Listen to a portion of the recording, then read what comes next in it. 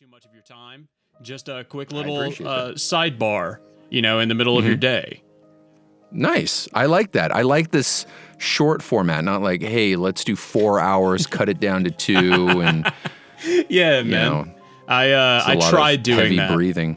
I tried Yeah. doing like a heavier form, and YouTube liked it, but guests didn't. So, it was kind of one of those things where I decided to cut it down as an administrative move more than anything.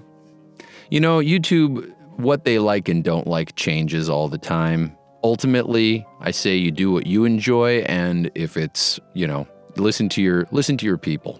Yeah, I think that's true. Well, Mick, Rice Pirate, Mick Lauer, I guess you don't mind just going by Mick.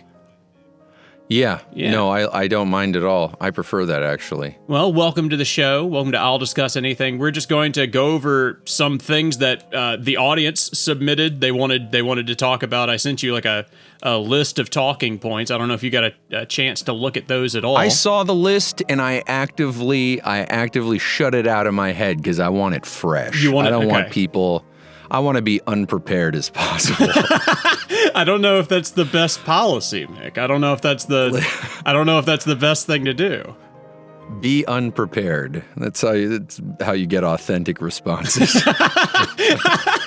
Okay, well then I guess we'll go into this with just if you want me to cut anything out, then you just say the word, because that'll probably Who be knows? Shit might come out of my mouth and I'm like, oop. Yeah. But wow. we'll see. For the most part, I'm just gonna go with honesty and answer from my heart. Okay, well, what have you been up to, man? I know you've been making your JoJo show.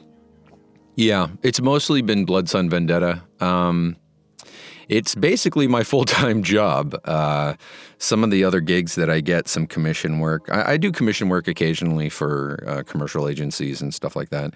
Voice work as well. And some of that money ends up going into Blood Sun as well. So yeah, just basically Blood Sun, Vendetta, and some voice work here and there and some commissions. You have such a passion for Blood Sun Vendetta that a lot of people don't see in other creators. You don't come across somebody who has as much drive behind what they're doing as you do, And I've seen people discuss Blood Sun Vendetta and then just be like, yeah, you've been doing that for like 2 years now. There's so much work that goes into it. And you told me one time that you do all of that yourself. Is that still true? So actually, I'd say the concept, like the trip to Mexico, I think was actually 4 years ago, I think. And that was to base Blood Sun Vendetta on. Yeah. That was all, yeah. So there was concept stuff, but then I was Google mapping a lot of Mexico, and I was like, dude, this isn't going to work. And trying to follow in the footsteps of Araki Sensei. Yes. I thought I'd go on the trip myself. So it was all research. None of it was like, hey, I'm just going to go have a good time. That entire trip was, waking up at 3 a.m, driving 8 hours, getting to a location, shooting as many photos as I could, passing out at 8, and then waking up at 3 or 8 or 9 or whatever. And I had Gerardo with me. It was a pretty grueling trip. Yeah, I've been to Mexico before. That sounds about how Mexico goes. I mean, it's either that or like Cancun and the beach. Yeah. But yeah, it was a lot of driving and a lot of sightseeing, but all for the purpose of Blood Sun. So I've actually been working on it for quite a long time. And as far as it just being me, that's not exactly true. It's about 99% true, just based on hours. Yeah. I've had a few people jump in for, a few shots, like literally a handful of shots out of 100 plus per chapter. So I'd say out of the 400 plus shots we've had, I've maybe had 10 people help, or 10 shots helped on. So yeah, but I would say now with Noah working on music, he's recomposing all of the soundtrack for all of it. So when I release episode 1, which is the first 6 chapters, it will be all original music because I was thinking about monetizing it. I know for a long time I've been saying that this project is not monetized, and that mainly was because I was using copywritten music. I never conceived of actually having somebody come in and compose music. It's been interesting because a lot of the music that I picked was JoJo. It's all JoJo music, basically. And so it gave it an extra JoJo feel, but I'm kind of okay with stepping back from that. Like, there's a fan project, and then there's like a fan project, like where it's just like, oh, and I'm using the music and the characters. This doesn't really have a ton of the original characters in it. And I figured, why not give it a shot? And Noah's been doing great. So he's only done one chapter so far. He did chapter 3. And right now he's working on chapter 4. And then he'll retroactively go back and work on 1 and 2. And then, but it's a lot. I mean, it's been a lot. I've tried to get a team together. It's been difficult. There's been a lot of talented people. I'm not trying to shit on the people that submitted their reels and their Oh, you were animation taking tests. Submissions. I was, yeah. They were paid tests too, so that cost a pretty penny. But there's a couple people that I felt like were a good fit. And again, it wasn't a matter of talent or ability. There were some very talented people. It's just this project works in a very different style, and that's on me because I've been doing it this way for a while. So we'll see. I think I want episode 1 to be able to, so that's, there's 2 more chapters after 4. I want it to have a consistency to it. But after episode 1's done, I don't know, man. I don't know. It might have a simpler style or maybe black and white. I have no idea because as it stands, the amount of time that it's been taking, it's just way too much time. It's been going at about a minute a month, which is what I initially assumed would be the length of time of production if it was just me. The problem with my equation is that every chapter, initially chapters were 2 to 4 minutes? Mm-hmm. Every chapter so far the first one was 12 and a half, then it was like 7, this one's another 10. The next ones are probably going to be, another 7 and 10 or whatever it is. This first episode is going to be like 45, 50 minutes long. And so initially when I was thinking about these episodes, they were a lot shorter. They were like I would imagine minutes. so. Maybe. Yeah, it was an average of 3 minutes, so 2 to 4 minutes. So an average of 3 per chapter, and 6 of them, 18 minutes. This is going to be the length of 3 full episodes that I had planned, but it's just episode 1.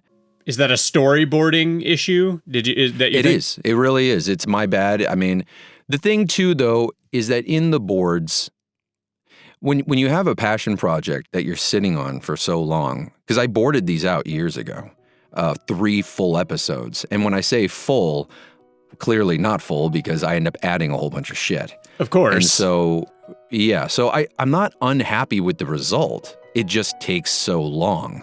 And I do think the things that are being added are very important. And, people seem to enjoy it when they watch it. And I'd like to believe that's a testament to the attention to detail and me going back and adding things. And when I make episode 1, like when I combine all 6 chapters, once chapter 6 is done, I'm going back and there's going to be things I'm going to fix, tweak, add, edit, just to get that. Because you know what I mean? I'll have had a couple of years working on episode 1. Yeah. So I can kind of see it a little clearer.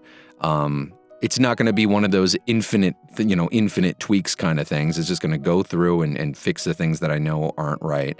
And then that'll be it, with original music.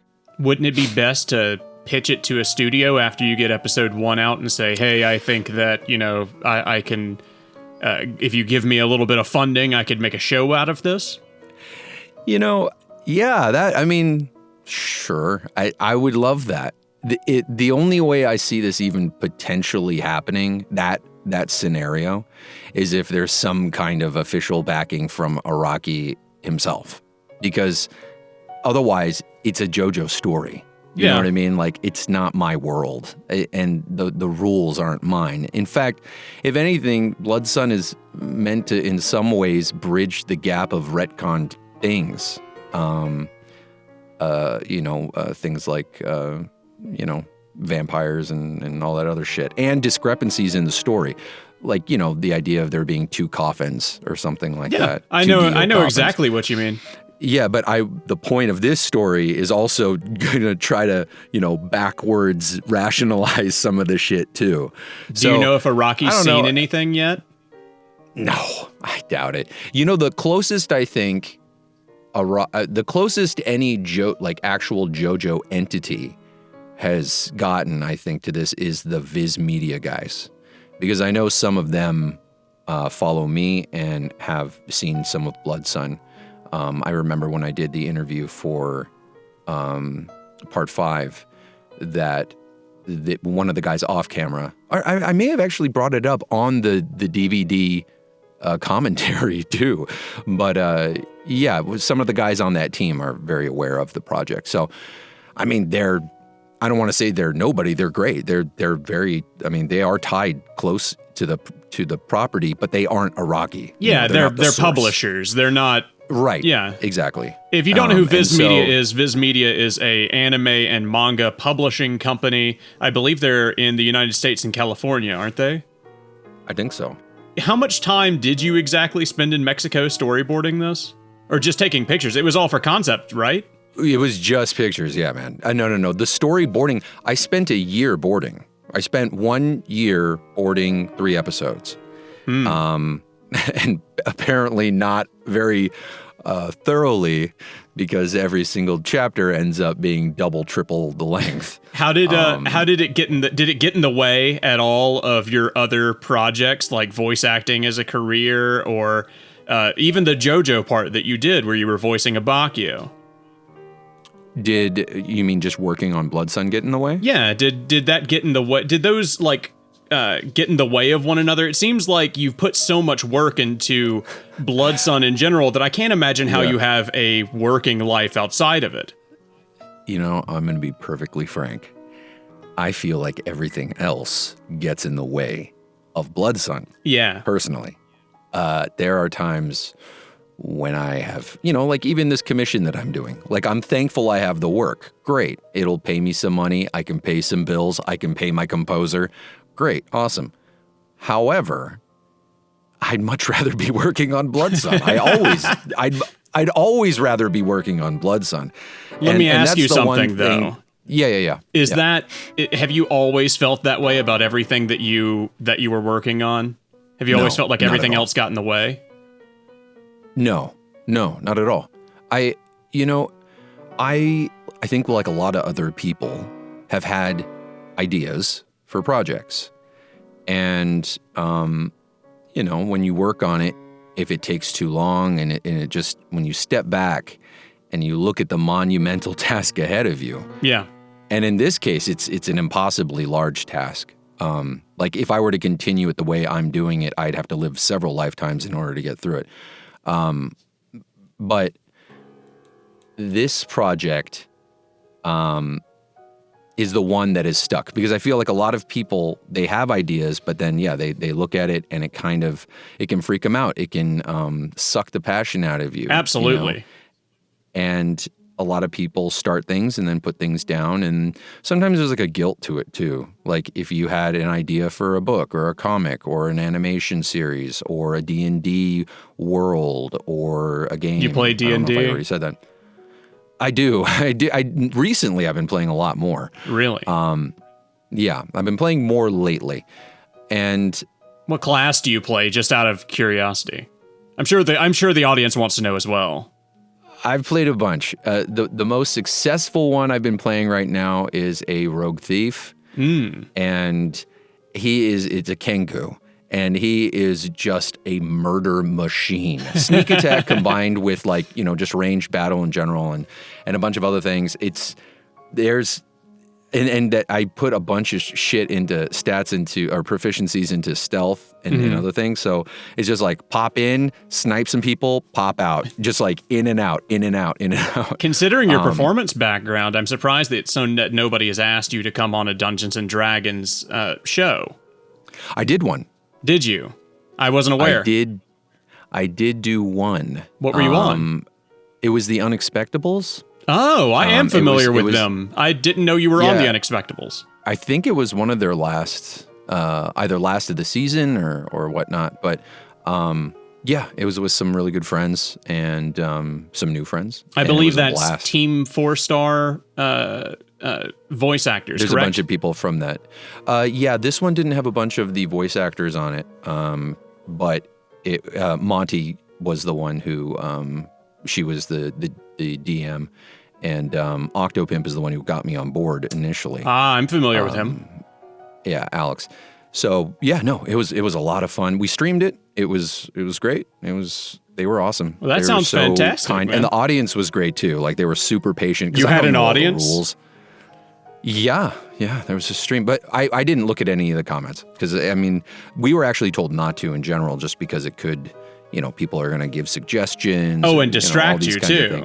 And distract us. Hard to stay in character when you're being distracted by chat. With other projects that people have, I had this too, where I had ideas, I started them, and the task either became too, cumbersome, and, I was feeling unmotivated, and then I moved on, and there was like a sense of guilt about that. And I know a lot of people who have gone through that. This is one of the only projects I've ever worked on where I haven't, I'm obsessed with it. I am. You can't see it, but I am smiling so big. I love hearing people talk about like stuff that they really care passionately about. Yeah, and it's like any story idea that I have ends up just getting like sucked into this. Like, oh, well, that's a neat dynamic. I wonder if I could where do I fit this in to Blood Sun? Or I hear a cool song and I'm like, ooh, I like this. I start seeing the scene, play out and stuff like that. Were you one of those guys who would come up with stands? Yeah. At this point, though, I feel like there was an initial period where there was a lot of stand conception, and now not so much. Now it's more about just getting through the characters that I do have. There are so many of them. But little things will pop up. Little things, little quirky bits of information or whatnot pop in, and you're like, oh, that'd be an interesting power. Like, for example, I recently I was looking up wind currents in cities, and if you ever look at a 3D diagram of wind currents in an urban area, it looks like a crazy roller coaster. There's like all these strips that kind of like wind and twist and twirl and loop all around because of the shape of the buildings and all that kind of stuff. Oh, I've never thought about that. I live in Mississippi, so wind currents here generally, if it's strong enough, generally means tornadoes. We don't have enough buildings to block stuff like that. Yeah. But if you look at like that 3D diagram, a lot of times it's for city planning, especially for airflow, just so there's proper airflow in urban areas. But I was looking at it, and I was like, there could be a really fun power with this. Either like someone who literally can ride these things, like they look like they're flying, but, and depending on the strength of the current, and I don't know if they ride it like a surf, so they're surfing it, or they ride it like a tube or whatever it is, or how they use those, or do they manipulate them, all that kind of stuff. But, just little seeds of things pop up, and you're like, man, that'd be really neat. You were so impassioned about this type of thing, and the reason that I love hearing about that in particular so much is because my best friend does that constantly as well. His favorite pastime is just making stands. He does it constantly. Let's go down some more of these questions since we've only got 10 minutes left. We've been talking about Blood Sun. Let's do. First question. How do you feel about the resurgence of animation on YouTube? For example, Flash Gits and Meat Canyon. Love it. I'm glad. Me too, There's a man. very nice old school feel to it. It's great. that they found a way to make it work. And I know Meat Canyon is a pretty strict schedule that allows him to do that. And then he does it in tandem with his series. And, I think actually the YouTube stuff ends up kind of like funding his ability to do other projects, which is what he's also very passionate about. I feel like a lot of people do that, honestly. Yeah, but that requires a lot of discipline because you're already working on one hand just to do hopefully something that you love. I assume he does. In order to do another thing that you love or love even more. And I agree. I think that's something I kind of, I don't know, I considered possibly getting back into some parodies here and there. There's always little ideas that pop up, but then I'm just like, shit, man, that's going to be another month or a couple weeks that I could be working on Blood Sun. Yeah. You just admire it. Ends up, yeah. So if anything, I admire the shit out of it. And yeah, Flash Gits as well. Those guys, they're great. And I know they've tried to pitch a few shows, or they have pitched a few shows.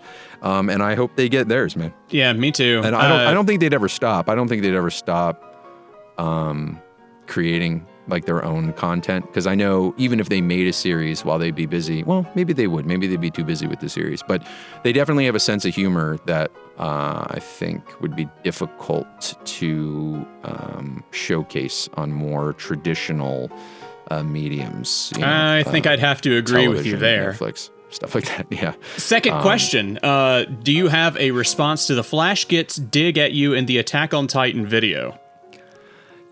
Some people, it's weird. I saw some of the replies to that, and some people weren't sure, like they were referencing other people, and some people knew it was me. Yeah. But I guess they thought it might have been a dig at a number of other different people, but it was definitely at me.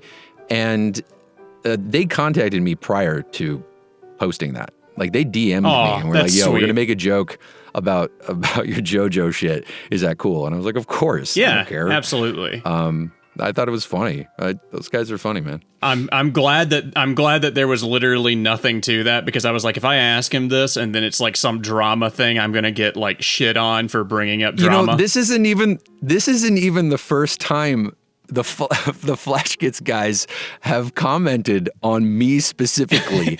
They admire you, man. They love your project. work. I think like last year or something, they did a podcast, I think with Meat Canyon, and I think it was with Meat Canyon. I can't remember, but there was a podcast where essentially they were talking about how, and trigger warning, that a lot of animators or people who are into anime are autistic. Yeah. And they were saying, they were naming people or things, and then I think Don or somebody was like, well, Mick's not autistic, he's an anime. and then Tom's like, I think it was Tom. He's like, no, he's definitely autistic. He's been working on this project for years. Like, there's something wrong with this guy. So, I don't care. Like, I take it as a compliment. It is a compliment, man. They obviously admire you. It was obviously a compliment. Somebody asked, regarding you said at one point that you almost got your organs harvested in Mexico while you were there with your ex-wife. Would you care to elaborate on what the hell that means? Yeah, it's a long story, and I know we don't have a lot of time. I'll just say that I went to Acapulco. We had a great time in Mexico City, and we met a good Jorge. He was a very nice guy, showed us a wild, crazy good time, clubs and behind the curtain while a theater show was going, like a big musical, Carmen was going. It was really, really wild. Carmen? And we ended up at the show, yeah. Yeah. And then we were down in a sub-basement, kind of like a club, but there was like midgets humping on the bed, or a midget getting humped on, both sides. Oh my God. On this bed that was like hanging. And then we went to a male strip club, or a woman's club. So like gentlemen dancers, strippers were up on stage. Great time. It was awesome. But then we went to Acapulco, and then we were on our way to Zihuatanejo, which is the location in what do you call it, in Shawshank Redemption. And no, we weren't on our way there. I think we were going to Puerto Vallarta. We ended up in Zihuatanejo. Anyways, so we were in Acapulco, and the taxi driver that took us to the hotel didn't want to take us to our original hotel. He ended up taking us to another one, saying that it was safer. We trusted him. And then the next day, we were going to leave, and we were waiting for we were going to take a bus, and we were in the little restaurant area in the morning, and my ex-wife and I got in a fight. When I came back, I went to the bathroom. When I came back, she was talking with another Jorge. We call him Bad Jorge. Yeah. And these two ladies that were with him. Again, I don't know if one was like his sister or his wife and one was his mom, or the ages were weird. Anyways, they saw that we were fighting apparently, and so when I came back, they were all talking to Allison, or shit, I don't know if I should, my ex-wife. I can bleep it if you'd like me to. It doesn't matter. It's online. Who cares? Who fucking cares? Fuck that bitch. Okay, I was going to say, do you have a good relationship, or is this one of those things where it would be better if we bleep it? I don't give a shit, honestly. It is not great, but I don't hate anybody. I don't have time to hate anybody. Aw, that's adorable. I just don't have the effort. We fought. They saw it. And then they were like, hey, you shouldn't be fighting. You're on vacation. And so they started getting us shots, and we drank a ton of tequila way too fast. I don't know if there was something in the tequila, but we drank a lot. And I even remember at some point turning to Allison being like, how do you say this is getting dangerous in Spanish? Just because we were drinking so much so quickly. Anyways, we still had about an hour or so, or maybe a little more, until our bus was going to leave. And then they were like, well, hey, you should grab lunch with us. We know like the best restaurant in Acapulco. You should go, we'll eat. And then while drunk on tequila? Like, yeah. So then we got to this restaurant. Turns out to be the same restaurant we went to the night prior. And we sit down, and we're wasted, but we sit down and we start ordering stuff. We're ordering drinks. We haven't even ordered food yet. And how old were you, just out of curiosity? Were you in your early 20s? Because I can't imagine like somebody in their mid 30s kind of not. No, you have that early 20s. You have that gumption about you in your early 20s. I just saw it in my head, and I was like, yeah, you'd have to be pretty young to be like, yeah, let's just drink tequila and then go to the restaurant and then order more tequila. I still kind of do that, but then I pass out on the floor somewhere. Yeah. That's not a joke. I do that sometimes. Anyways, so we went to this restaurant. They go to the bathroom. Allison's not feeling well, and as soon as they're gone, he offers to sell me cocaine, and I'm like, cool. I'm all right. Do you do coke? Back then I did actually. I did do some back then. That's cool, man. Me too. Many years. Oh, well, there you go. Yeah. So do a lot of politicians, surgeons. Yeah, seriously. Cocaine is not the biggest deal in the world.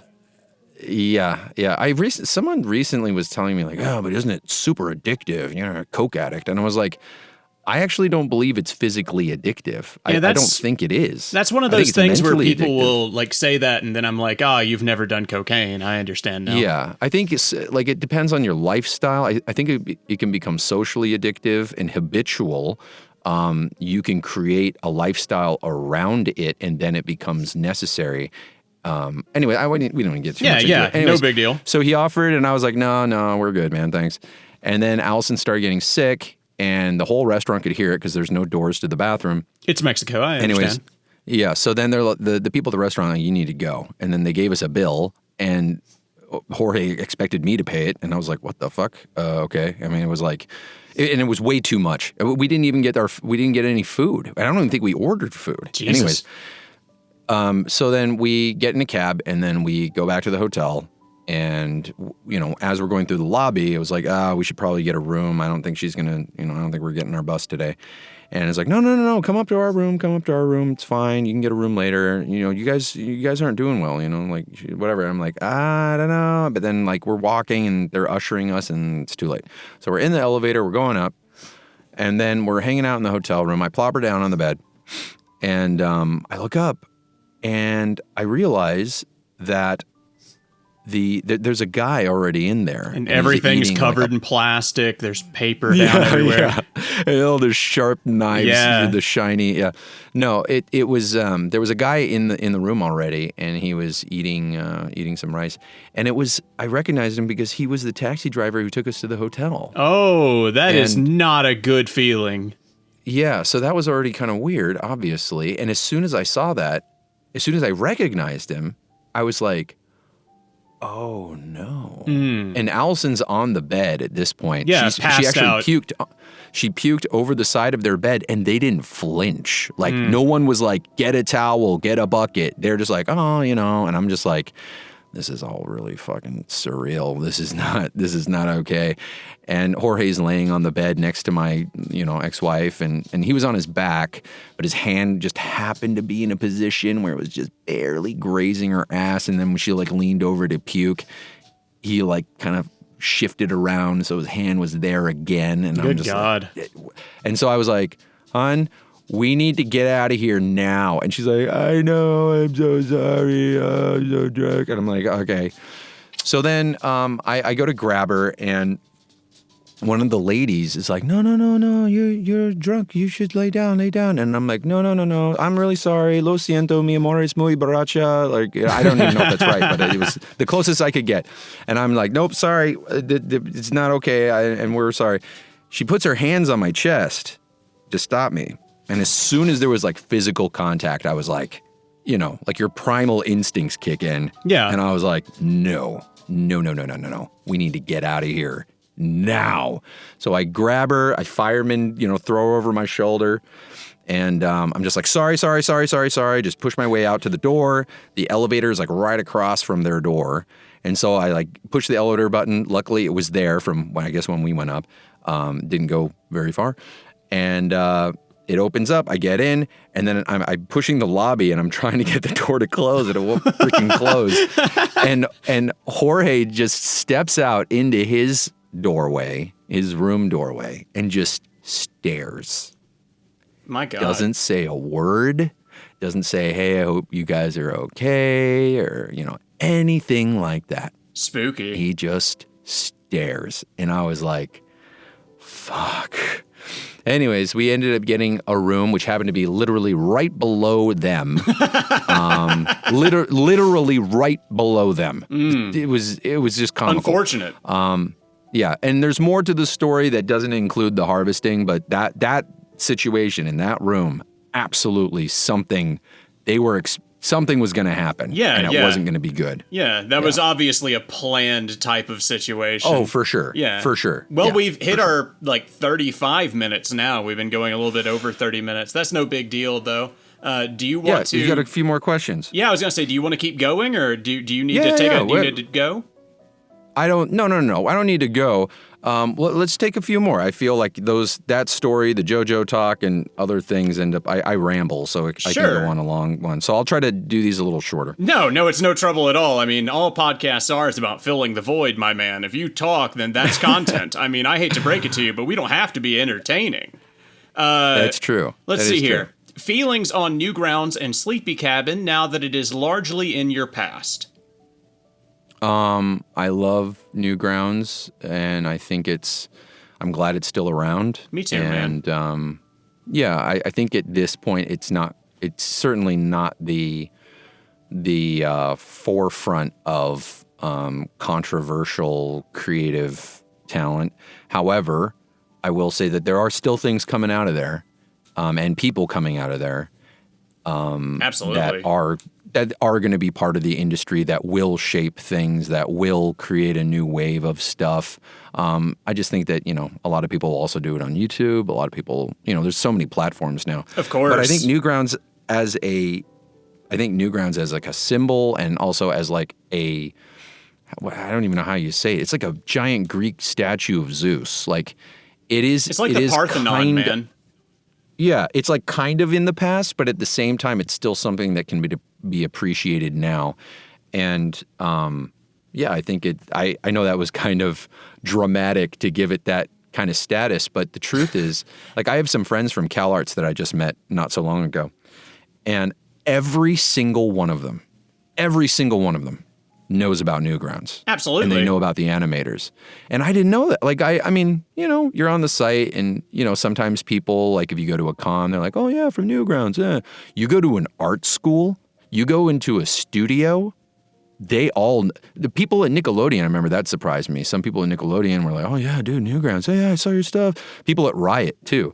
What is Riot? So Riot Games? Riot Games. Oh. Yeah. Okay. So, yeah, it's it's crazy how much of an influence that site and those people made. And I'm really honored to be even a small part of the tail end of when A small part? You were not a small part or at the tail end. It was around a long time before me, dude. It was around. It was doing a lot of crazy shit before I showed up. True, but your prime height of Newgrounds, content creator. You're a very important person when it comes to that environment. Well, I'm happy I was there. That's all I can say. And then as far as Sleepy Cabin's concerned, it couldn't have happened at a more important part of my life. That was, right around the time my ex-wife and I split up, and I was starting over. I was 30, 35, and starting my life over. I hope you don't mind me asking, but how long were you married? I've been married for 10 years, which is one of the main reasons I Wow, asked. congratulations. Yes, sir. That's great. That's a great milestone. I got married at 18, and I've been married ever since. Well, great. Yeah. And congrats for sticking through that. It was a 15-year relationship. Technically, I think 8 of it married. The last year was a little funky. Well, then that makes sense. Coming out of that situation, going into Sleepy Cabin, you would definitely need something to take your mind off of that. I would feel awful, and I imagined you did. I'll be frank. Considering the circumstances of how things ended, I was kind of like, I'm getting the fuck out of this. Yeah. And I wish her luck. There is still a few loose ends, which I did not intend to have, because when I left, I was like, you can have it all. Is that a terminology to refer to children? You don't have any kids, right? No. We didn't have any kids. She had a few shortly after we divorced. Oh, I see. Yeah. Well, let's get off that topic. That's probably your least favorite topic in the world. Anyway, so it happened. Well, I've never been happier, so I don't regret any of that time. It just happened to be when I was starting everything over again that Sleepy Cabin was there, and I was able to commit to that. And it was just very important to me, which is why some people, they see the tattoo. I remember even Stamper and some of the other guys were like, dude, are you really getting a Sleepy Cabin tattoo? And it was like, yeah. They're like, yeah, I don't know, man. You might regret that later. Well, they're not the kind of guys to get tattooed. If you're the type of guy who gets tattooed. I never thought I'd get a tattoo. Really? It was my first.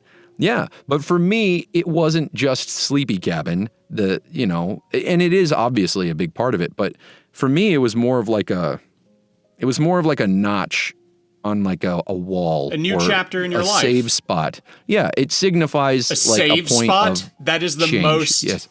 That is the most millennial way to refer to like a change in your life. A save state. Yes. Yeah. No, it was just like a marker, a delineation of like when, a change, a new life. And I'm really honored and really grateful that Sleepy Cabin was there, and we had a lot of great times.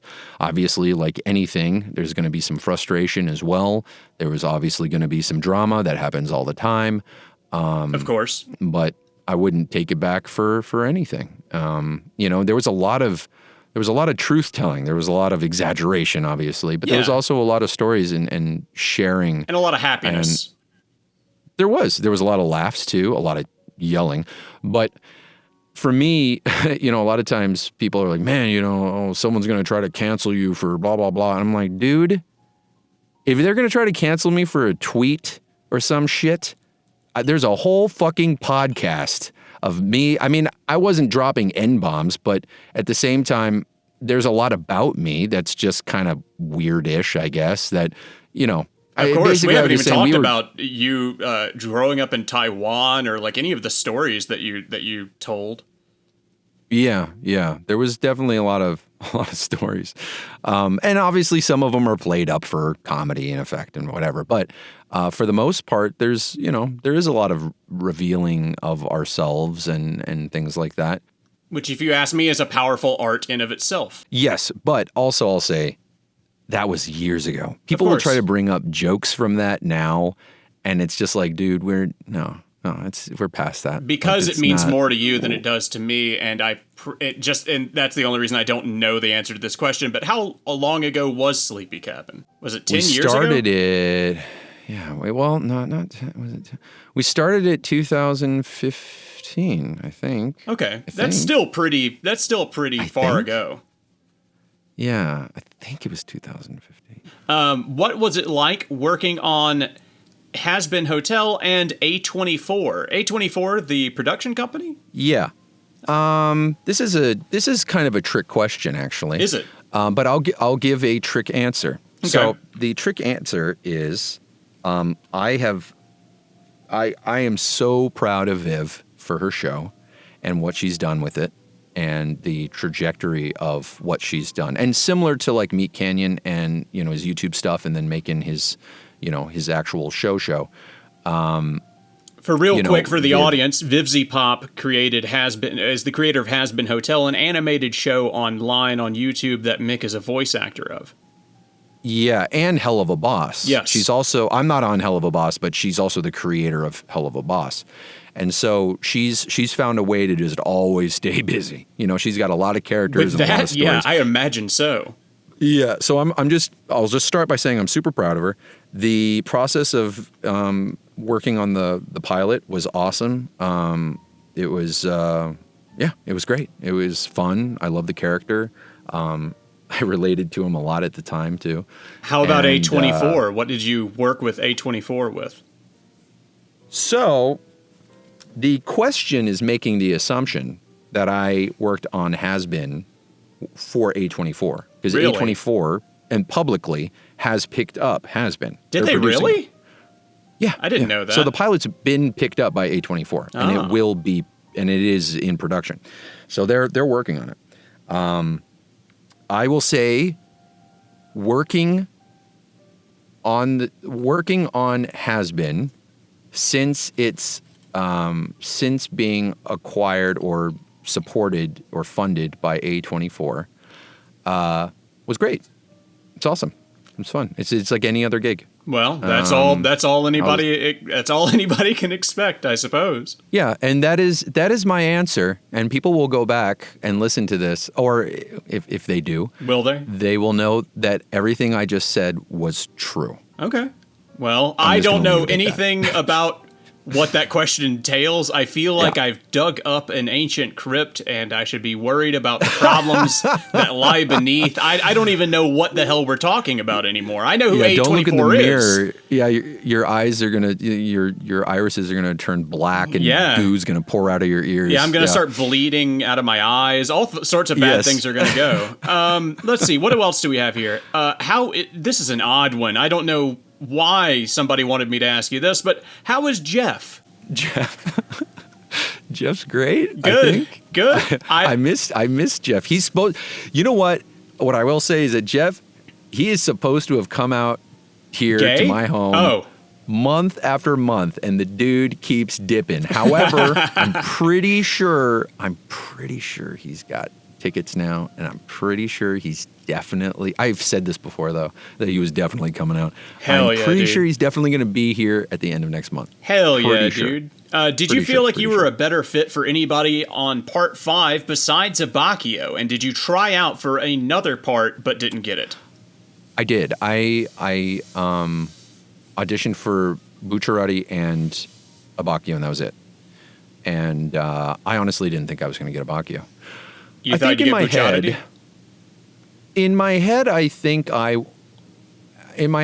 I was a fit for Zipperman, but the truth is, I don't know. After the fact, Abakio just made so much more sense. Yeah. Just kind of being, my role in Sleepy Cabin was a bit of a mom type character. A mom? Well, just, making sure. Not a father, but a mom. Kind of like a mom. I think Stamper was like, the drunk father. dad. Kind of. Yeah. He'd show up sometimes. Sometimes he'd disappear for cigarettes. He'd vanish. But I was doing a lot of the planning and trying to make sure, because the guys said they wanted a schedule. And so I was trying to get everyone on schedule. But, it's an eclectic group of creative, independent guys God, And, I'm trying to do so that it right was- now. I know exactly what you mean. Yeah. So there was a lot of like housekeeping shit and, but whatever. I ended up being on the podcast a lot more than I wanted to be, which is a comment that a lot of people had. Like, man, why is making so many episodes? He's not funny. Really? And so I was like, dude, every time I read those comments, I was like, dude, I fucking know. I didn't want to have to fucking be here either, okay? You're perfectly funny, Mick. I don't know what people are talking about. Well, compared to some of these guys, they're just naturally so fucking hilarious.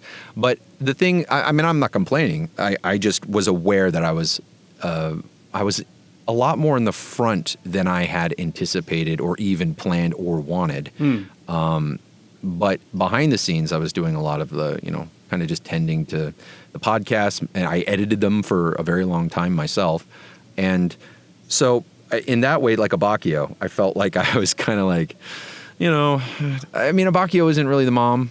No, but he's definitely like the stern, calm one of the group. Kinda, yeah. And he's hanging out with a bunch of younger people. Yeah, So, that's yeah. true. I had never thought of it that way, but that's true. Yeah, and he drinks, and Oh, you'd never Yeah, so drink, there's- Mick. That's not something you would Yeah. do at all. his favorite color is purple and black, which are also my favorite colors. Really? So yeah. Well, Yeah, let's see. We've got another question here. Speaking of Yeah. Sleepy Cabin, is there anything on Sleepy Cabin's potential final episode? No, I think a lot of people were holding out for that, and I just think that time has passed. Everyone's kind of moved on. That's how it is, man. Yeah, and the thing is every time, even when we did like kind of a reunion-y, we did one like I think a year or two after everything was pretty much done. And the moment we did that episode, all of the old shit starts coming back, like all the old memes and jokes and. I think some of the guys just wanted to distance themselves from some of those things. No one's like pulling I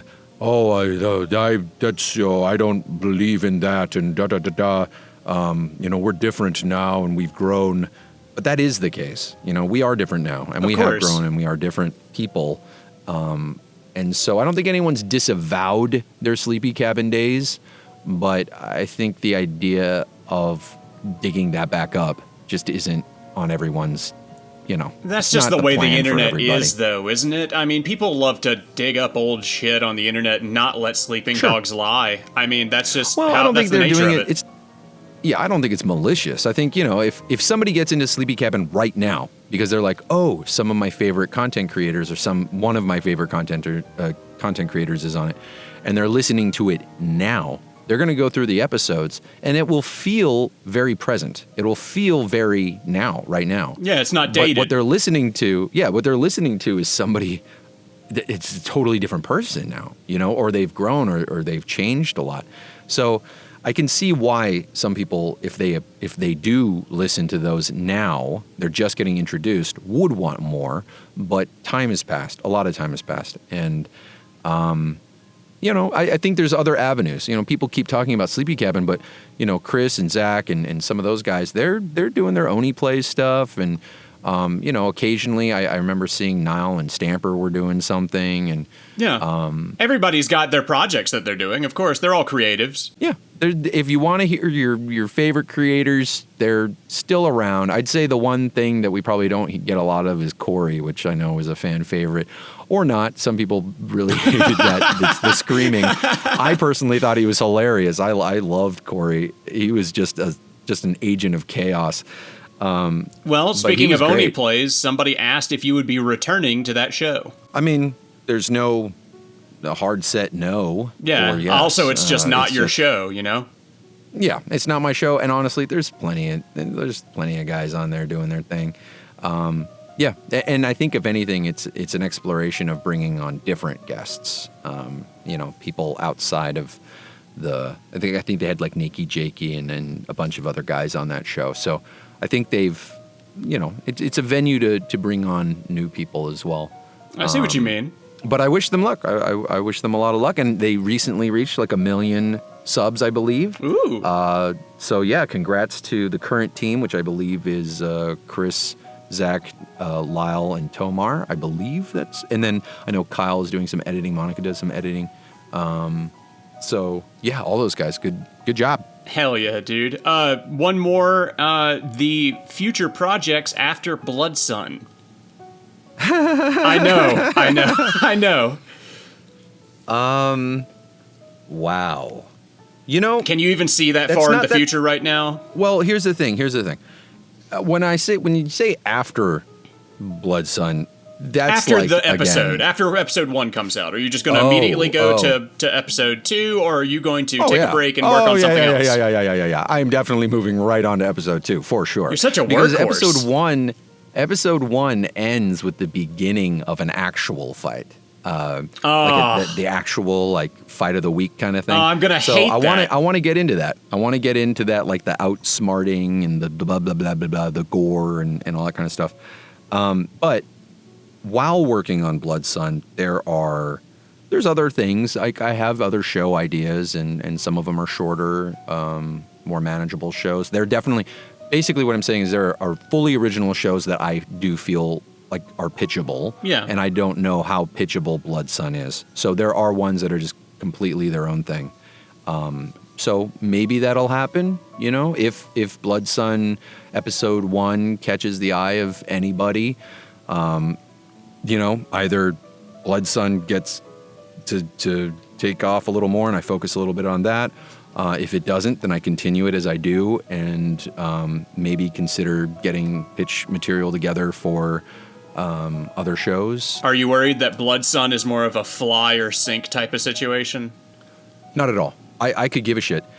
Currently, it doesn't have very many views at all. Really? Oh, yeah. Oh, no, I think all 3 chapters combined barely break 200K. Oh my God, I did not know that. I would have assumed that it would be at least 1 million.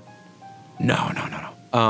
But even the first chapter, like when it first came out, you know, it's 12 and a half minutes long, you know, and I think initially when it first came out, there was a little bit of hype, and I think at max it got like maybe 50 or 60K. Oh my God. I think. And then over time, it's acquired a few more. But that none of this has dissuaded me because I don't care. Like, which is good. I don't care how many.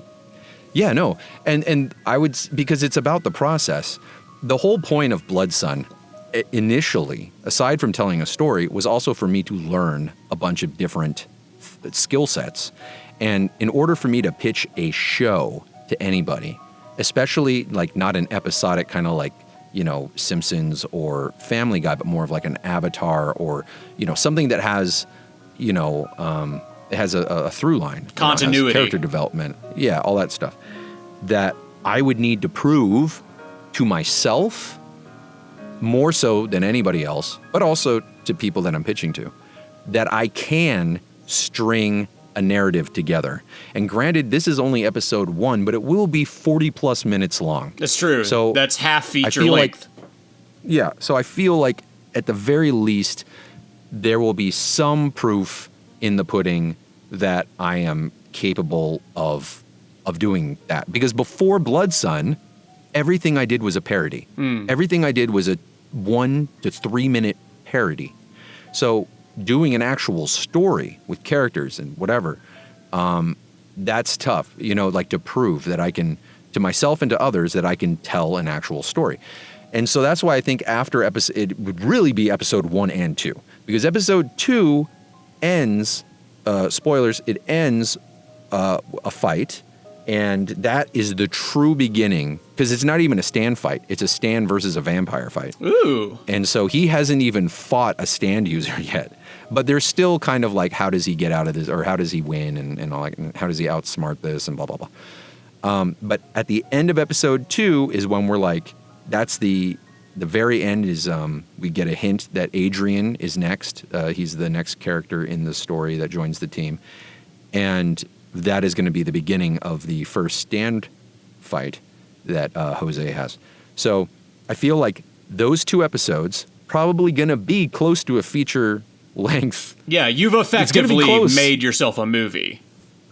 It'll be kind of, yeah, but that movie will be basically the backstory of Jose, a bit of his personality, him then getting introduced or kind of being sucked in to this world of vampires and other people that want that he becomes the focus of, and he doesn't care about any of these things. All he wants to do is kill his dad. He doesn't give a shit about what these people want or what those people want. But by the end of episode 2, everyone will have a much clearer picture of like what part he really plays in all of these things and what his goals are, but what other people's goals are. And even in episode 3, that kind of gets flipped on it. It doesn't get flipped on its head, but what you believe the intent of the antagonists changes by episode 3. Okay. So he believes that they're trying to do something. At first he doesn't give a shit. Then they tell him, and that is technically what they're... Technically the bad guy that he speaks to is telling the truth. However, by the end of episode 3, you find out that the guy who was defeated didn't have all the details, and so the stakes kind of get ramped up from the end of 3. If anything, I would say episodes 1, 2, and 3 as a whole, ending with him defeating his first stand and hearing what the actual plan is for him and what the intent is of the people he's going to face. I feel like that is kind of like a part 1 movie. Yeah, it'd be a call to action. Yeah, because then the rest of it is, the journey that he goes on and the other people that he meets and the other people that he fights and the bad guy kind of checking in. And I don't want to. You know what? I was gonna say, don't spoil your whole I show. Ramble, man. Yeah, I ramble. Well, the problem also is that, this is going to sound condescending or sarcastic, but it's not. I could legitimately listen to you talk about that all day. I would be sitting here. I could legit talk about it all day. Well, I would be down day, for dude. us to do another one of these talking about JoJo as a whole at some point, or whatever it is that you'd like to talk about. You're fantastic. Absolutely. You're a fantastic guest and so much fun to listen to. But we are reaching an hour. So I don't want to take up any more of your time. Do you have anything that you'd like to plug? No. What's your... Plug yourself, bro. Plug myself? What do you mean, plug myself? Plug yourself. Go fucking plug yourself, bro. Okay. I don't need to be plugging. Go plug yourself, bro. Get the fuck out of here. Go plug yourself. If anyone's interested in any of this JoJo talk, you can go to ricepirate.com. It is literally just for Blood Sun Vendetta.